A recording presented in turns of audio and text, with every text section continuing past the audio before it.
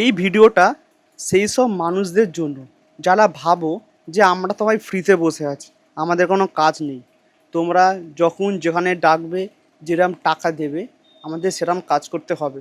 না না, দেখো আমরাও কাজ করছি, আমাদেরও পেটের দায়ে আমরা কাজ করছি, ঠিক আছে। এবার মাঝে মাঝে না এমন হাসি পায়, কয়েকটা ডিএম দেখে আমাকে 4টে ফটো তুলে দাও, আমি তোমায় 500 টাকা দেবো, ঠিক আছে। আবার কেউ কেউ বলে আমার 4টে ফটো এডিট করে দাও, আমি তোমায় 200 টাকা দেবো। এই সব পাবলিকদের জন্য আমি একটা কথা বলি, আমরা যে ক্যামেরা দিয়ে শ্যুট করি না, সেটা তোমাদের হয়তো 1 মাসের মাইনেও নয়, বা পার মান্থ অত মাইনে পাও না। এটা আমি শো অফ করছি না, বাট যারা এগুলো বলে আমি এগুলো তাদেরকেই বলছি। একটা ক্যামেরার দামই প্রায় 1 লাখের ওপরে, একটা লেন্সের দামই 50,000-এর ওপরে।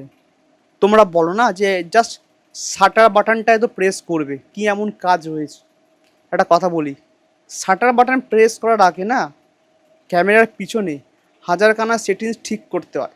না হলে এই যে তোমরা সোশ্যাল মিডিয়াতে এত সুন্দর সুন্দর ফটো দেখো, পাবেই না। এই যে যারা বলছো যে দাদা এডিটিং করে দাও, কি আর কাজ, ওই তো একটুখানি কালার বাড়িয়ে দেবে, স্যাচুরেশন বাড়িয়ে দেবে, কত আর কাজ। একটা কথা বলি ভাই, একটা ছবি এডিট করতে গেলে যে কত সমস্যায় পড়তে হয়, সেটা যারা এডিট করে তারাই জানে। একটা ছবি এডিট করতে গেলে colour balance, colour mixture, hue, saturation, exposure সব করতে হয়, ঠিক আছে, তবে একটা ছবি বেরোয়।